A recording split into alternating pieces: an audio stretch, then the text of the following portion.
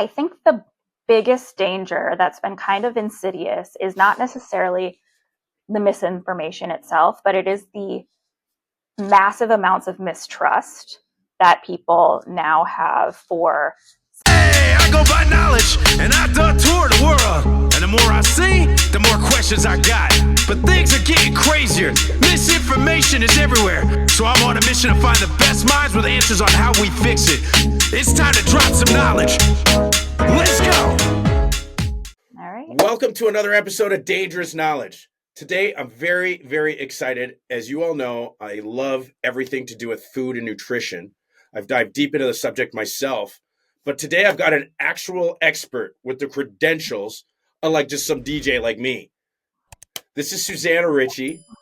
She's got a master's in nutrition science, and she's dived deep into it. And I've seen her content on Instagram. It's fantastic. She loves to debunk because right now it's all the rage for wellness experts to give us advice. And I love watching her channel because she's so good at pointing the errors, and she's done the homework. Right? She started out as a nutritionist for babies and pregnant moms, and now transitioned into this because, well, quite frankly, you know what? Let's ask you. Welcome to the show. Hi, thank you. And tell us your journey. How'd you start, and where are you at today? Yeah, so I became a dietitian right kind of at the beginning of COVID. I did a bit of time in the hospital during that time doing like the inpatient nutrition, which is very not the most interesting. Like you're kind of just handing out like supplements and you don't have time to really like get to what feels really important.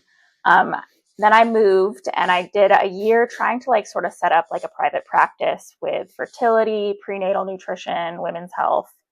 And then I was trying to like, I obviously wasn't making much money at that point because I didn't have like a client base. So I was trying to decide, do I like take a clinical job and try to still do that part-time? Or I ended up taking a clinical position. So I work 5 days a week at a children's hospital, 4 days in genetics, and then 1 day in primary care. And that has sort of changed. I do a little bit less of the fertility stuff. And then I think I kind of got into I moved away, like I still enjoy women's health, but I like a broader focus. And now I found misinformation just kind of permeates everything. It's hard to address any topic without stumbling upon like these huge misconceptions about nutrition. So that's really kind of stolen my focus on social media. Yeah, I've seen it. Yeah. And your voice is so important. So what's like generally, like how bad is it? Like what are the consequences of getting this stuff wrong? Because so first, sorry, so there's different types, right? But right now I see a lot of the wellness industry really talking about, say, food dyes. How dangerous is that? I think the biggest danger that's been kind of insidious is not necessarily the misinformation itself, but it is the massive amounts of mistrust that people now have for scientists, doctors, healthcare professionals in general, healthcare organizations. Well, they probably should to an extent, but like, the FDA, the CDC, people don't trust any of that. Right. So now whether it's, and there's reasons for that. I don't want I was going to say, let me play devil's advocate on that. Like there's very real reasons why people do have that mistrust, but the wellness industry plays into it and really, I think, almost panders to people's like fear there, emotions and discontent and bad experiences. And they're like, oh, well, they screwed you over. So now listen to me. Because getting rid of food dyes or something like that, that is pretty like harmless. Like that's not misinformation that's hurting people directly. It's more the way it distracts from important issues and kind of changes the focus of what public health scientists are hoping to address. Right. So what are those? And what should we be addressing? Yeah. So I don't know if you've heard the term social determinants of health. I'm not. Fill me Okay. in. So we talk about social determinants of health as some of those big things like access to healthcare, access to nutritious food, having, the socioeconomic status is a huge, huge driver of how healthy Yes. we are. If Yes. you don't have a safe place for your kids to play, if you don't have a babysitter, they might be sitting watching their iPad for 6 hours, like Right. having spare time, having money to It's a privilege. offset some work so that you can go work out. It's all so huge when it comes to health. And Right. so a lot of people know what they're supposed to do, but there are so many barriers for them to make those things happen. Right. So public health often focuses on addressing those social determinants of health, the things that make the barriers in place for a lot of people. And the wellness community it's more it's a little it's superficial, I mean, it's Right. they're not looking at those things. So for me, I like to go deep into stuff, right? And I try to think of solutions. So, I think you're bang on about everything, but I do see most wellness experts, number one, they mean well, right? So it's not their intention to hurt people, but I do think it's the platform that favors this type of person. And this is how they excel because and this isn't going to be the topic of our conversation, but I've seen PhDs that are huge in the psychology area and they promote misinformation. And I've gone to my actual PhD friends and go, look, man, is this right? Because everything I know about psychology says this is a very bad idea. And they're like, yeah, they're not social media types. And they're like, who is this? Why is she so popular? And she's like massively popular, right? So we have to accept that it's these platforms that are largely doing this. And what's great is I think, and the real unfortunate part of this is it unfortunately lowers the bar in civility, right? We should be having much more educated conversations, and we should be, because that engages a better part of the brain. Like I said, I've gone deep into the science of communication and what's happening, and on these platforms, they're essentially reducing us to a lower part of our brain. So, if we can be funny about it, if we can be informative, I think the key thing here is we have to get these communication lines to work, and and it's getting there. I love Jessica Nurek. She's a nurse, Fantastic. I think. She's a She's PhD and dietitian. she's yes, and she's incredible because you and her reflect largely the same message, which I love, which is number one, we have to acknowledge where they're right. And number two, we have to find a way forward without like trying to debunk everything, because Right. the problem with that is it's endless.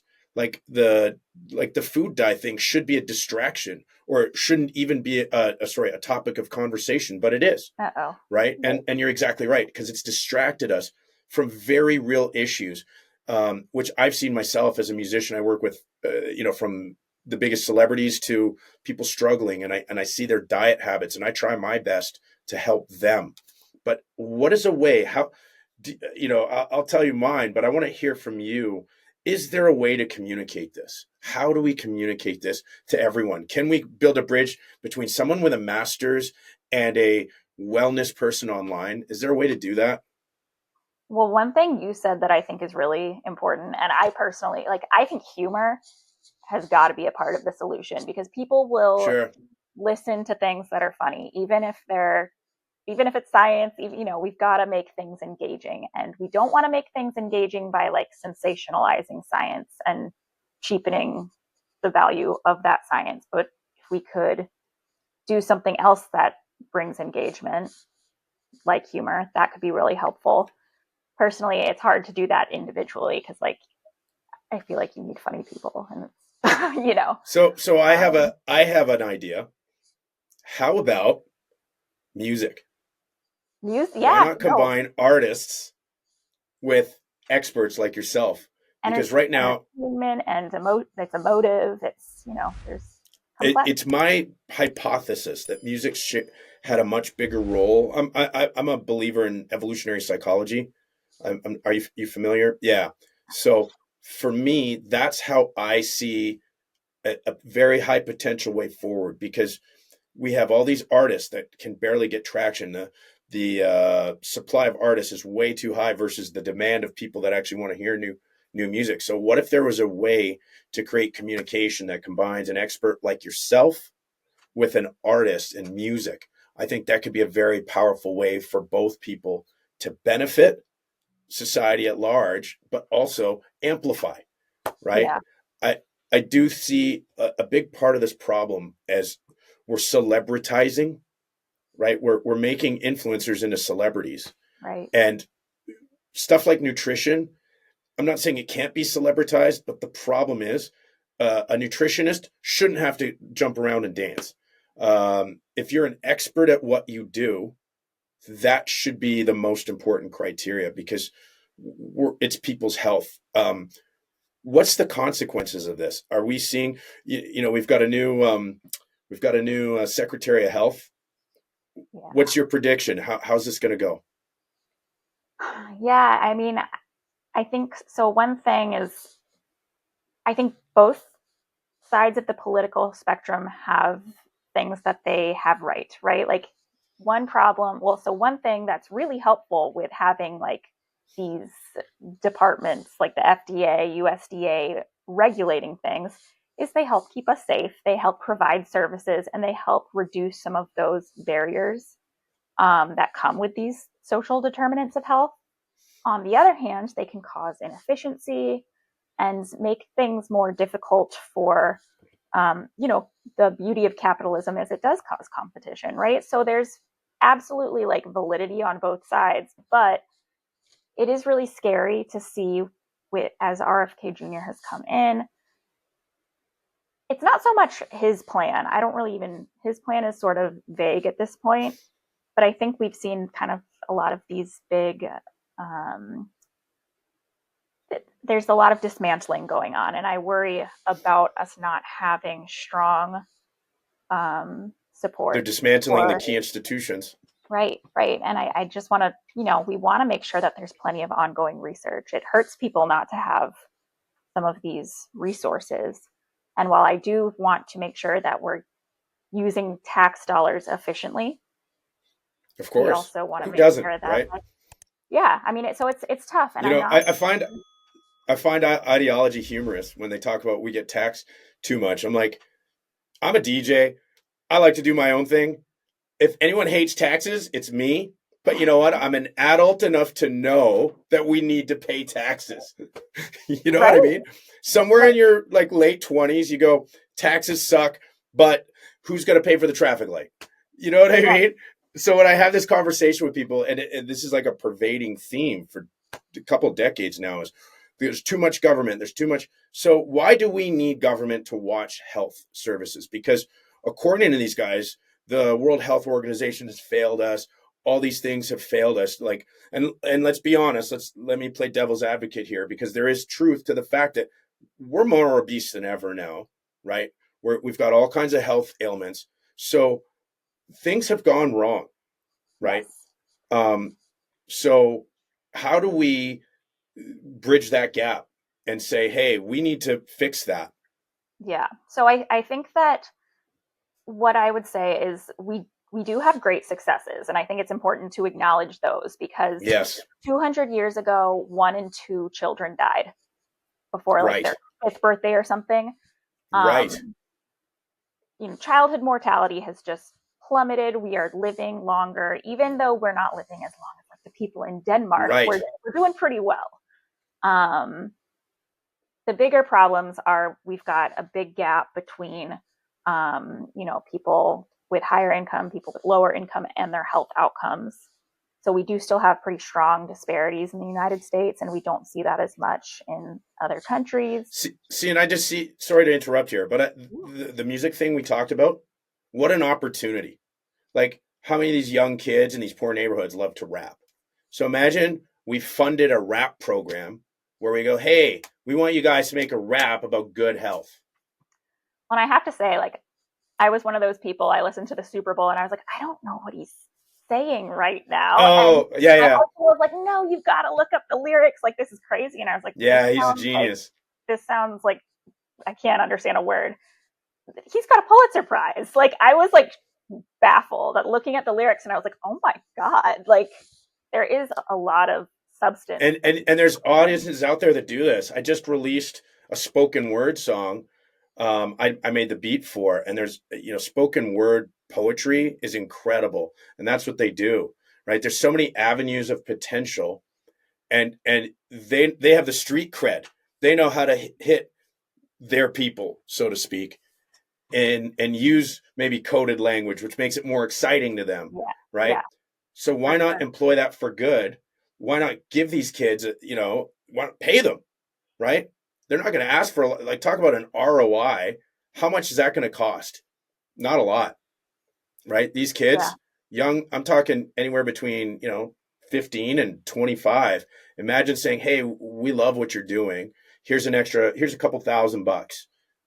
Make us a song, and we're going to put it out through all these channels, right? And then when you make a video, you use it in your TikToks and Dr. So-and-so and this person, and then your community that gets them to do it. So now this young person has their music elevated, and they make more songs, and it starts this chain reaction. You know what I mean? Yeah. And I know I shouldn't be asking the questions, but just Please out do. of interest. So would you want the content to be about stuff like that, or would you just want the music to accompany, like, I'm not sure. So you mean like the lyrics? Yeah. I think the lyrics should resonate. What I like artists to do is I say, tell but don't preach. Don't be like, eat better, do this better. Weave it in. Like, I made a song. I did a few tour dates with Ice Cube, and I had this crazy idea of like, I'm a DJ, right? So I'm like, I'm gonna rap. I got this idea for a song. And so for the first time I ever did it, I rapped in front of like 10,000 people in Seattle. It was my first time ever rapping. So, but if you listen to the lyrics, I talk about the song's called Inner Animal. And the hook is beast mode, I'm going savage. Inner animal, beast mode, I'm going savage. But if you listen to the lyrics, they actually go deep, and I use animal analogies for parts of the brain. Right? So, this is what artists can do. Right? They have this creativity, and that's the key. Is you don't say, hey, we want you to preach. You got to go deep with it. We want you to like use these analogies and help, like, and let's be honest, it's mostly, a lot of the diet habits of lesser income people are pretty atrocious, right? And I see the very insidious ways where they perpetuate that, right? Through, these corporations donate to the food bank, but what is it? It's their food to get them addicted to that stuff, right? So, and on that topic, I want to push back too, because this is something in the sort of that sphere that I do agree with, that I find nutritionists shy away from, which I do believe, well, Dr. or Jessica Nurek really put it well when she said, corporations transition from tobacco, which was Callie Means who originally brought that to light. And it's not some nefarious thing. It's just, hey, we can profit off addicting people. But I do think I have read evidence that definitely shows that these corporations are doing things to addict people. So, but that's different from I feel like health needs to be divided. We've got two things. We've got the acute problems, which are like, let's say someone gets stabbed or there's some trauma, right? Physical trauma or cancer. Now that's another type, which can be dietary. But then we've got wellness, things like obesity, diabetes, and these things. So when we divide all these, I think we need to treat them differently. What do you think? Yes and no. I think that there's certainly things that are like injuries. There are a lot of, there's like, you could be poisoned by something, like people talk about toxins in foods, and it's like, well, I see what you're saying, but like a toxin would be like acutely harmful, sort of, like the connotation there is a bit different than there's healthy and then there's dangerous. But I also think we have to acknowledge that infectious disease causes a lot of chronic illness, and that's something that we don't necessarily think about because we do have a good handle on a lot of these infectious diseases. But if we lose that, we could see chronic illness pop up, different cancers, cirrhosis, all kinds of these long-term diseases that we, you know, it, infections cause those. So Right. I don't know. So there's both. I see what And you're that's saying. the education. So I think even, if we actually educate, so one thing that I've studied and learned to understand that's almost never talked about is the subject of rhetoric. And that is using language as manipulation. So literally everyone that went to school like hundreds thousands of years ago with under the Romans, and it was first taught by the Greeks. So it was literally a part of their education to recognize when you're getting played. You know what I mean? And so Yeah. I think that's a serious piece missing from the puzzle, where content from people like yourself could really help people, like even like, just starting with like, here's how your wellness experts play in you. You know what I mean? And showing how, grifting, which is you create fear from what they do wrong, and then that doesn't make your alternative right. Do you know what I mean? Right. So, well, and sort of what you were saying before is like, I think a lot of us will hear someone say like, oh, processed food is like toxic for you or poison. And I think I do this. I literally just did it. We make this mistake of then going to defend it. And then it sounds like all of the healthcare professionals are defending the food, but we're actually defending semantics. I'm worried about the wording there. correct. Like, I'm talking about the specific word that person used, not the overall health impact. Exactly. And I think that really that's a problem. Like, that is something scientists, healthcare providers, we've got to work on, because like people don't actually care about the difference between the words as much. I agree. And they matter. These little things matter to get right, because everything's getting scaled by the millions of people. I mean, your Instagram following's pretty impactful. You're getting more and more interaction, I've noticed, which is great. I think it's going through the pushback that's happening now, because people have finally realized what they voted for. Right? Yeah. So I think that starts simply educating people, because a lot of times, and this is why I rarely debate people in comments, because they literally don't know what I know. So like, what's the point? This person literally has to learn before they even disagree with me, because they don't know what I know. And conversely, I don't know what you know. You know a lot more than I do. Right? So, well, and I guess think I don't know your background. I got into wellness and nutrition from like a wellness culture area. Like, that's the reason I like it, is because I thought it supplements and diets and like magazines. It was so fun, yes, I'm into it too. I mean, that's what got me into it. So right. Even though now I push back against it, I totally understand that perspective. So here's a question. Is wellness industry, is it a net positive or net negative? Really feels like a net negative now. Yeah, I mean, for me, it's a net positive. I would say I definitely have changed my diet. I've changed, but it doesn't follow most of their, you see these arguments online, carnivore versus vegan, and it always seems to be these extremes. Well, and right? I feel like maybe 10 years ago, things weren't so extreme and it felt more positive. It was about paying attention to lifestyle. And now it just feels like everything is so, so extreme. It's like, can we get there? How do we get there? Do you have ideas, solutions? Other than, I mean, I talked about my music thing, but do you interact? What's your, like, if a wellness person posts something, you stitch it. Is there a possibility of a conversation, or do you think, or have you tried that? I've had some conversation. Yeah, I mean, I will say I've had a couple positive outcomes. on social media. It's rare, but like if you go about things positively, you may encounter another person who is willing to have a positive conversation. Um, in general, I agree, like going out into the comment section, dangerous path. But Here's what it also does, though. There are secondary and tertiary effects. I remember on my personal Facebook during COVID, I don't like doing it, but every time I did it, I have some stature as a DJ, right?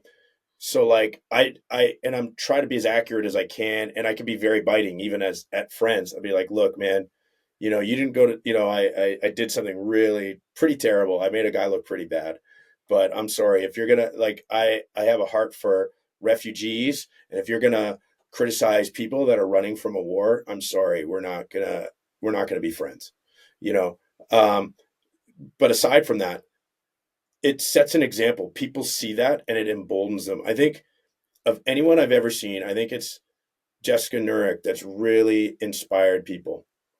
And yeah, I think you have started to model for your stuff similar, which is great. well, and one Uh, thing I really try to do a lot with her is like amplify her mhm, videos. I mean, sure. I can't like I only have, I don't know, like 3,300 followers on TikTok and 2,500 on Instagram. So like my personal content is not necessarily going to have like a massive amount of reach, but I can impact watch time. I can share resources. I can like really engage with content that I think is high quality and try to encourage other people to do the same. So Right. I engage, I don't want to treat like never competition. I feel like that's one thing where like a lot of It's not. I think you guys, like you said, you're an amplifier to her. like we have to stop. Synergistic, yeah. It's So, like now we've all got to work together to amplify each right. other's voices. Right. So, I mean, what's a way forward that can bridge this misinformation from the wellness community and having experts like yourself? Um, is it through social media, or is it so like, okay, let me reword this. I have a lot of friends that need a lot of help with their health and wellness. So they're naturally just going to look it up online. What about you? Now, this is where I think another thing is you should be that source. I would love to tell my friends, hey, you know what? Go to this link, go to this link. And at the same time, they'd be getting great health information, but also learning why they shouldn't be getting information from this or this. What do you think? Yeah, I mean, absolutely. I think there's actually a lot of really good like health influencers in all domains, not just, there's nutrition, there's all kinds of doctors and pharmacists, and even like there's some great trainers, which is shocking because you don't expect the sheer volume of actual like quality accounts in, the abyss that is social media, but they're there.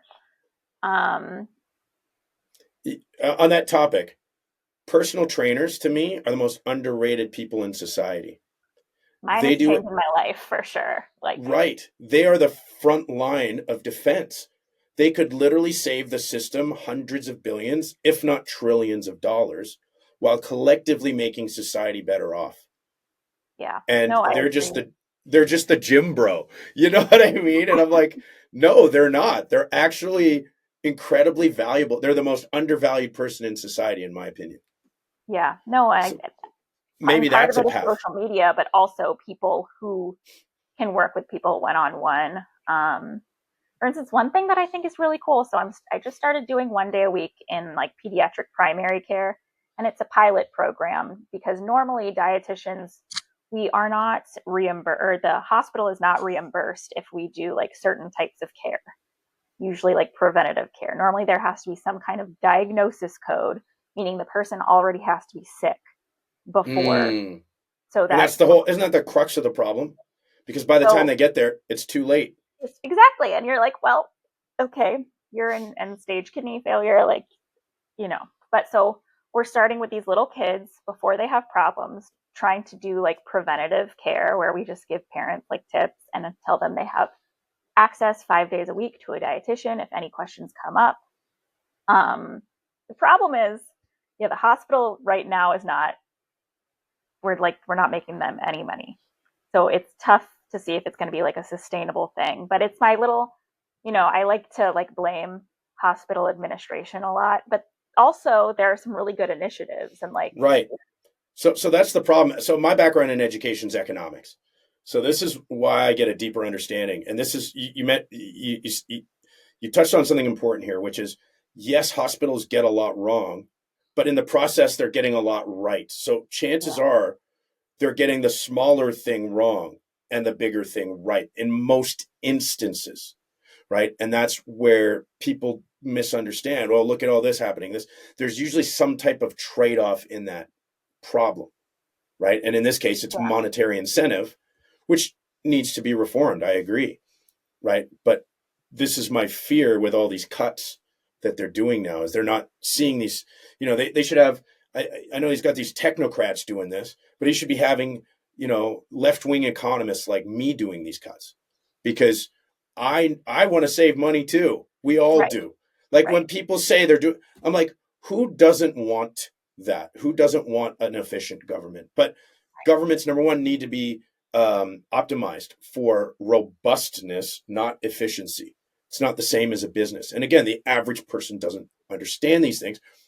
I got an education. I was fortunate enough, privileged, whatever you want to call it. But I happen to be a kind of a smart guy. But we need to be able to communicate these things.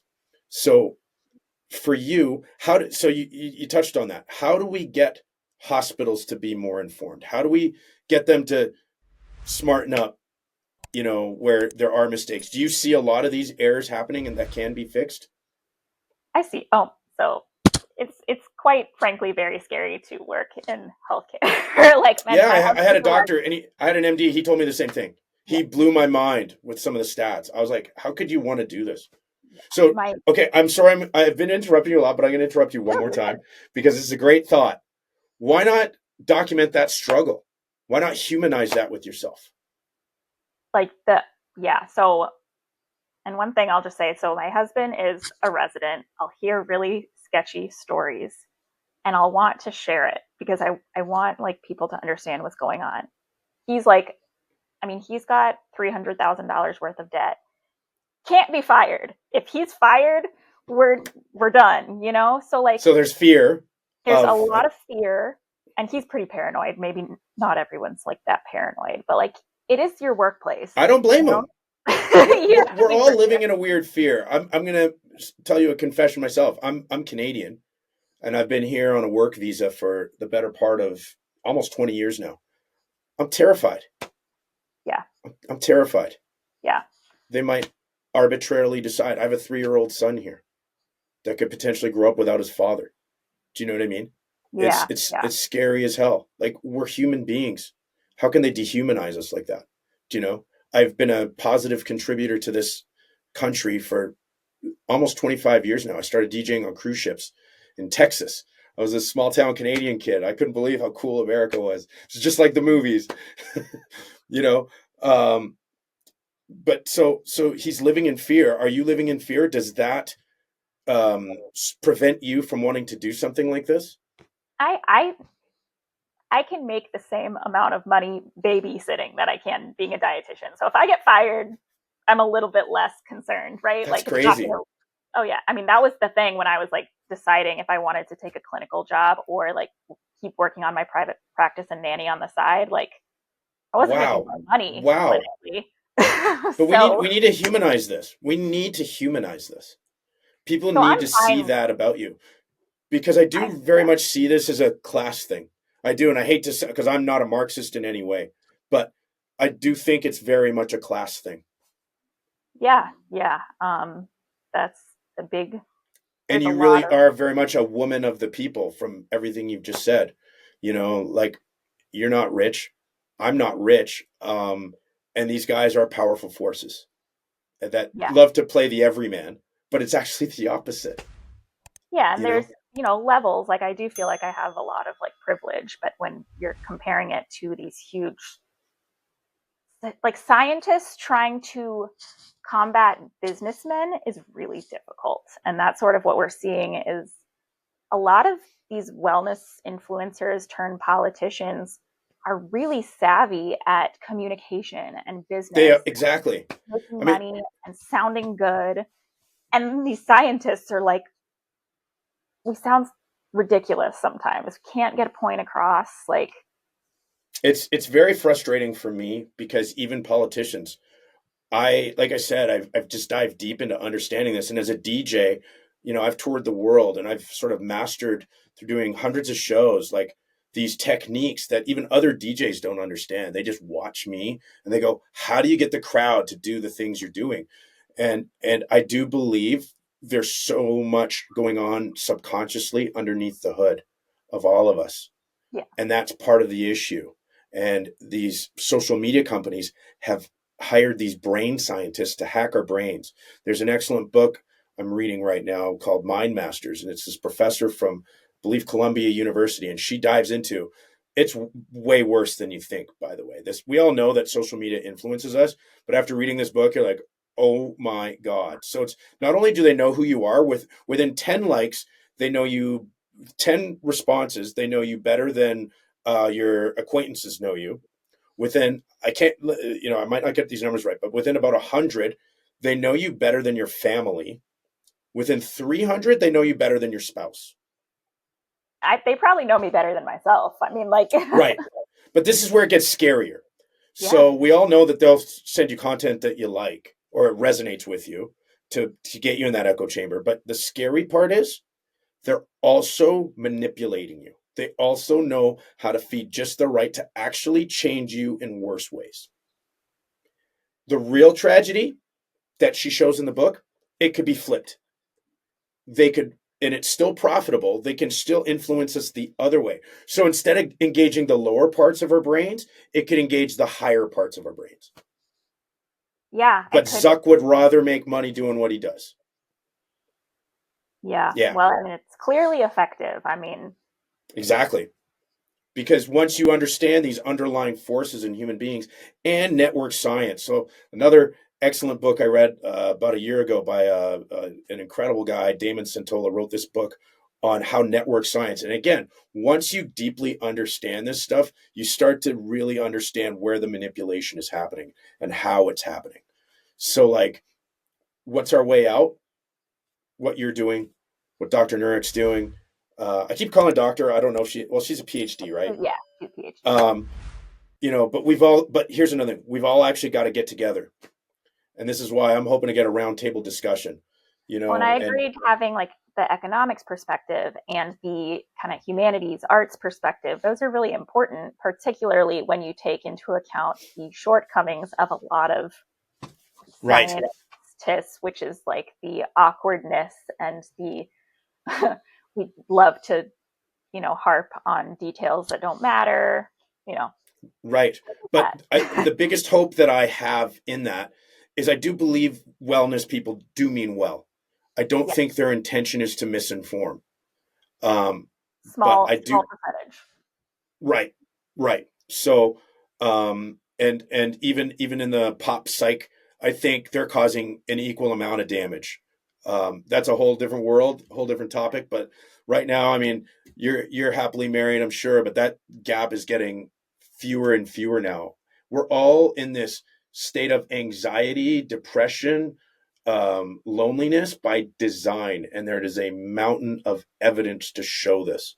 This isn't me just, it's not just your typical person feeling this. And this is where you read the data and it really shows that it can be manipulated. I'm hoping that through our conversation, and I'll put this out on clips. I hope we can share these together and people really get a better idea of that. So I want you to help people right now. What's the first thing, if someone's, let's say, 50 to 100 pounds overweight, what do you recommend? Where do they go first? Walk us through the best way to reach better health. Yeah, so I think people need to, a lot of times we have this instinct to look at these diet plans that work for like large groups of people. the problem there is they don't consider your lifestyle, your preferences, the problems that you have. So I think really taking some time to say, like, what are my personal barriers? So, like, for instance, for me, I really struggle with, like, I'm just a tired human. Like, I think more than a lot of people, I'm tired. I could lie on the couch 99% Really? of the time. Yes. Um, See, I believe, yeah, diet changed that for me. When I switched, I took starches out of my diet, changed me. yeah, I have not found many dietary things influence it much aside from caffeine, which I adore. Obviously, sleep is really important, but just, Of course, yeah. I don't know. It's my last name is Morpheus, and Morpheus is the Greek god of sleep. I think that something is there's something to that. Yeah. But so for me, like, exercise is tough, and I've had a lot of success just meeting with a trainer once a week. Right. That has been more impactful than a lot of other things that I've tried. And so trying different things, seeing what works for you, and making one or two small goals at a time instead of this huge, like, I'm going to uproot my life and start this new diet plan. Try to find one or two things and be successful. I think what would be really cool is once I upload the video is you to go in the description or in the comments and actually write something quick and easy for people. I'm assuming you have a YouTube channel? Not that I've really used it much. I have technically have one. Yeah. Okay. So I think something like that would be really cool because I think the first step here is for people like you to have quick and easy ways to understand where they can get started and let's get them on that path towards the science and the evidence base instead of just saying this guy's wrong, this guy's wrong. Let's give them a reason to want to follow and stay Right. on. Right. You know what I mean? It's a thought. I'm thinking out loud here, but sure. Sorry, go ahead. No, it's so that's really relevant to, like, I've been struggling with, like, I want to provide, like, tangible, like, helpful things for people to do. And I was talking to someone and she was like, oh, like, I think I was asking for her feedback and she was like, oh, well, I really want to know, like, how to, like, feed my kids and prevent picky eating and stuff. And I was like, great, I do that every day. Can absolutely. How do you do that? I need to know that. Yeah, because my kid doesn't want. Yeah. So I did a video on that, really practical tips. Really? I thought it was good. Got like 8 likes, you know? And then the next day I do a video where I, like, savagely stitch someone and that gets 100. And it's just like, that's the frustrating part. And here's what aggravates me the most. And I actually made a post about this on TikTok where I tell that to artists. This is where the anxiety and the depression comes from. And it's the algorithm, right? I think one of the comments I said to you was like, the sad part of this is, you know what I mean? And that's how our conversation started. Yeah. Right. That's full circle. So the only way to combat this is we have to work together. And that's what these people do. They work together, and then they ironically, they love to say, you know, the other side's the sheep, but their followers are very much those types, right? Well, you're actually right. They are very collaborative. Yes. They're very collaborative. And I could go even into the politics of this. It is absolutely, to me, the most disheartening thing is to see how much the science side, I don't want to use this term, but usually the more intelligent side is very uncollaborative. There's a lot of, like, infighting and, like, yeah, man, we're not doing evidence-based in the right way, which I get sometimes, but it's really sabotaging. Right. Let's get the direction right and worry about the small details as we go. Yeah. You know, and we need celebrities on our side. So that's another one. I work with some very big celebrities, and more accurately, I work with their teams. So one of the things that's very positive this week, Mariah Carey's been in town here performing and here on the Strip. And I toured with her a few years ago. Wow. So I got to be good friends with her team, basically, and in particular, her main backup singer. So long story short, we ended up recording an incredible song. incredible. I am so happy with it. That's really But cool. what turned out to be, friends that met, we're now much better friends. Let's just say that. What a cool guy. And guess what? I got him. He, saw my diet and habits, and he gained weight over COVID, and I'm helping him now get to where he wants to be fit. So it feels amazing when I help my friends, and this is what I want to do. And guess what? This gets communicated to the celebrities, right? They start to see. Cool. Well, what was so cool, we went backstage and I met with her mixing engineer, and everybody from her crew has jumped on this. They love the song. Another one of the backup singers is now doing vocals. It's so cool, right? And at the same time, I'm talking diet nutrition with them. I'm sending your Instagram to them. I'm really trying to get as many people as I can, because I know as we build and more because celebrities have this incredibly powerful voice. And this is something else that the science community doesn't do right, in my opinion. Yes, I completely agree.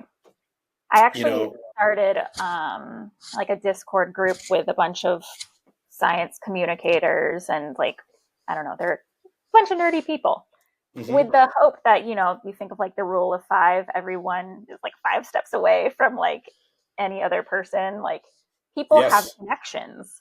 Yes. And if we just need to like collaborate in order to platform the voices that we want platformed, and with kind of that idea in mind. So I have this like Discord group with a lot of people, hoping that people will be more inspired to maybe there's a DJ I know that would want to join that Discord group. Yeah, definitely. I'll ask him.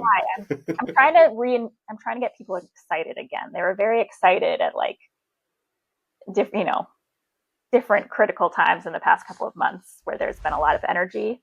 And now I'm seeing people go back into their like daily lives, and I'm like, wait, no, we got to keep the motivation. Yes, it's frustrating. Believe me, I don't know how or why, but my tactics. So I'll talk. I had a podcast with him 2 years ago. A book I absolutely love, and I'm embarrassed because I can't remember the name of it, but I'm going to find it right now, because it's something I would highly recommend to add to your Discord group, and even maybe watch my podcast with him. Let me. Where the heck is it here? Oh, hold on. I spelled his name. Is that how you spell it? Michael Shine Books. Boy, I'm embarrassed. I'm trying to find the name of it right now. Give me a sec. I gotta find it now. This is gonna drive me nuts. I'll probably cut this part in the video. Let's see. Where the heck is it? What the heck is going on? The Hype Handbook. So he's a musician like me that now works in consulting for businesses. And we have the same background. He was a band trying to make it in New York. There's a really crazy, nasty, dirty side of the music business. And if you can navigate that, you can do anything. So there's very important lessons. And I love what he says in this book. In one line, he goes, look, I'm teaching these because it's only the bad guys that use these, and they give them an enormous advantage. So, did I lose you? Yeah, for a second there. You said, I love, and then I missed. Sorry.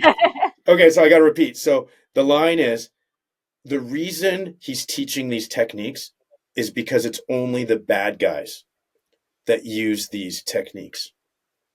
And if anything, you have to understand them. They're not all, by the way, they're not all like immoral or anything like that, but they do show the underhandedness. Like I'll give you an example of like one, like, you know who Rainn Wilson is? Yes. So I was a huge fan of The Office. Yeah. And he came out with this amazing, awesome book. It's called Soul Boom. I highly recommend it. About a month before his book was released, there's a video of him. And he's sitting next to a guy on a plane with his mouth covered, so you can only see his eyes. And the guy next to him is watching The Office. I think I saw a clip of that. Right. Because it went mega viral, right? and I can quadruple guarantee that was staged. You're probably Quadruple guarantee, right. right? Because just a month later, he put out his book. Okay. Yeah, you're right. You've got. You see? Yep. I know all this stuff. I know all these tricks getting played. Well, and that's because interesting. Like, you notice them in areas that you're familiar with, and I notice all of the like I can tell you 10 million tactics that wellness people use to like talk about things, and I right. feel like it's obvious, and then you realize, oh, it actually isn't.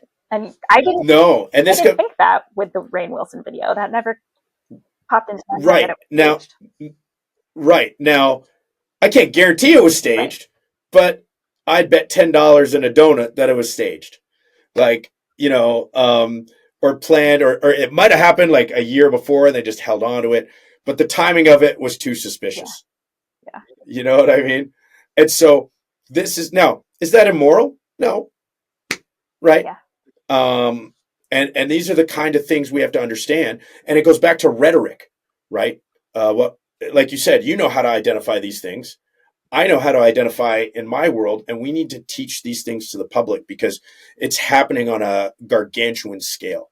Yeah, right? For sure. I'm pretty mind blown by what people fall for. I'm mind blown. Yeah, so I am too. And then I'm like gullible in like some other crazy area. Like, you got it. Oh. And this is why I don't call people stupid.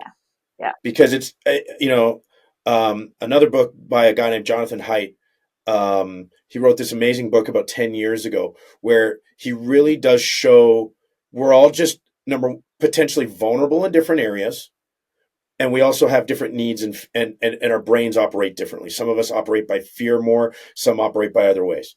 So we have to understand that and hopefully find solutions. There are some people that are irredeemable, but most people are not. Right. I try to generally believe in people.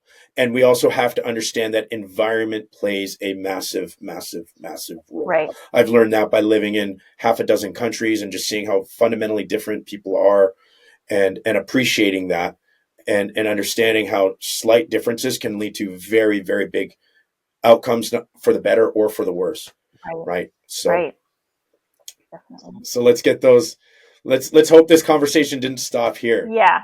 I love the idea of us just combining, and I think we just need more people like us, and we need to get bigger influencers, celebrities, all these people on board.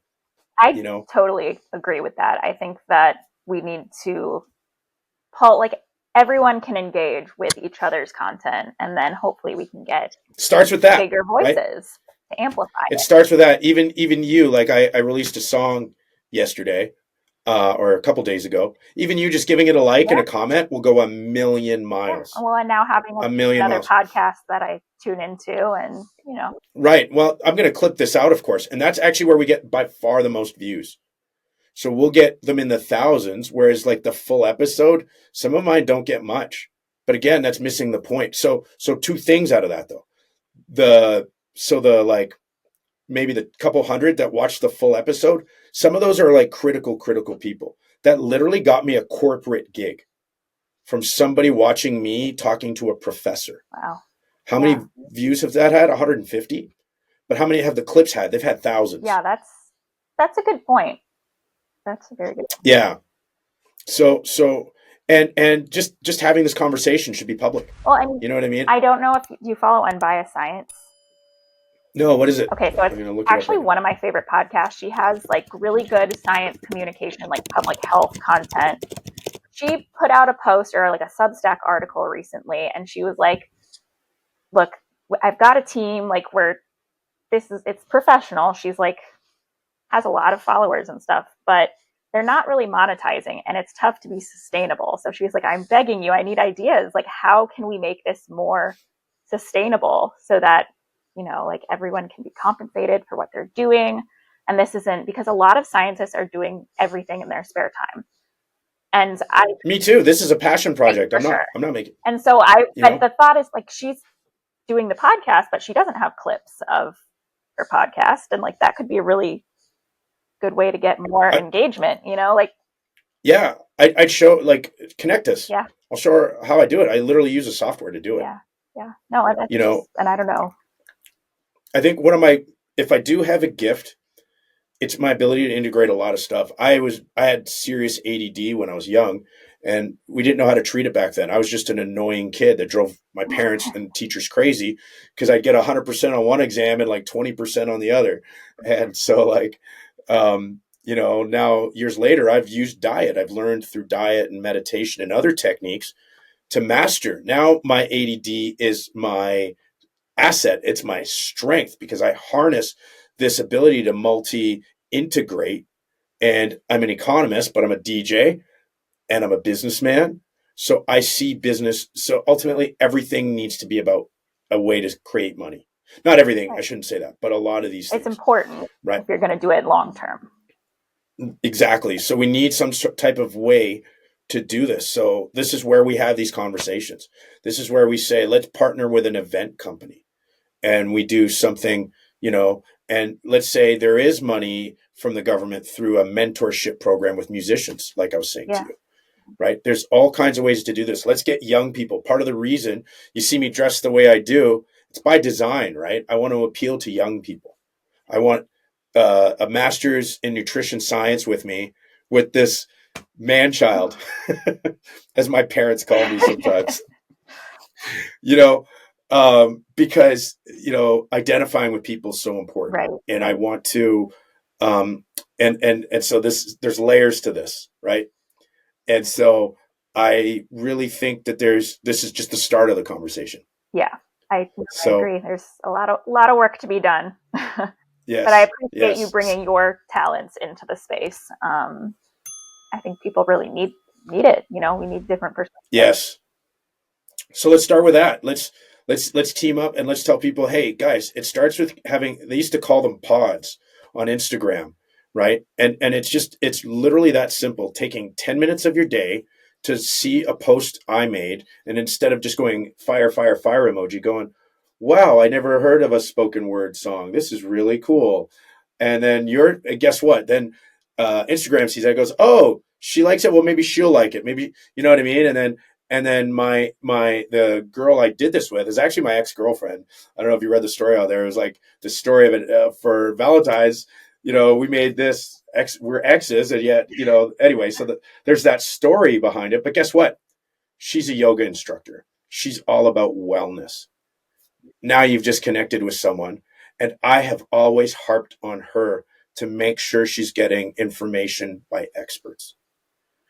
And we really appreciate each other. I do actually attribute my pivoting into more health because of her, 10 years ago.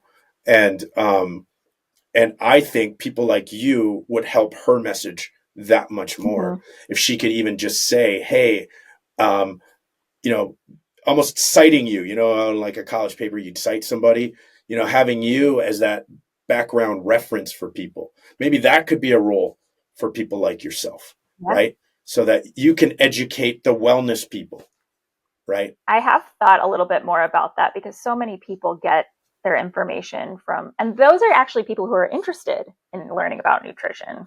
Right. So why not start it that way? Yeah. And just being, you know what I mean? And that could literally just start in a comment on the song we just released. Right. Do you know what I mean? Like that's where I think scientists miss out. They miss out on the soft skills that are absolutely critical to humanity. Right. You know what I mean? I don't know how I get them. I'm like I said, there's weird. I am blessed by really weird traits like that. You know what I mean? Like whoever thought it would be handy. Like, believe me, I have the most conservative, religious, no nonsense parents. Like I've probably, and I'm not exaggerating, never heard my dad laugh in probably 10 years. Oh my God. And my dad couldn't dance if his life depended on it. If there's an antithesis human to music, it's my dad. So he loves. So when they say the apple doesn't fall from the tree, not in my case. Me and my dad are about the most different people as it gets. Yeah. So, but he did teach me about business. My dad was a businessman his whole life. So I've been so fortunate and I learned sales. I was a great sales guy even as a kid because my dad was a great sales guy. Yeah. You know, these are such important skills. And I agree with the scientists should be the experts. They're the sages and they shouldn't have to, but we do need these bridges of communication that we have to build. Yep. We got to make it funny, entertaining without, sacrificing ethics and quality. And sacrificing the science and the accurate information. And even just starting by explaining the scientific method to people. Yeah. Right? Through videos and social media. So, man, I love this. Anything else you want to tell people? What should they know about you? Oh my goodness. What should they? Sorry, I put you No, on the that's spot okay. like that. I'm just, panicking internally here. Just that, I'm just find you online. I'm gonna put your links, and then we're gonna do I don't know if you're down to do the collab on Instagram and stuff. Yeah, definitely. So we'll get the best, juiciest parts of our talk, okay. And maybe not. Like some of them could just be. Sometimes it's good to just be boring and informative. Yeah. Like heavens forbid, we're actually teaching valuable information, and it's not overly exciting, right? Right. Well, so you have to try a little bit on social media, but some of my videos are just I am so glad you agreed to this. Yeah, I'm so happy. So much. This is awesome. Yeah. So I'm gonna get these done pretty quick because I think we had a lot to say, and I have some other stuff. Believe it or not, here. There's more to this, but thank you so much. I can't wait till we continue this conversation. Absolutely, me too.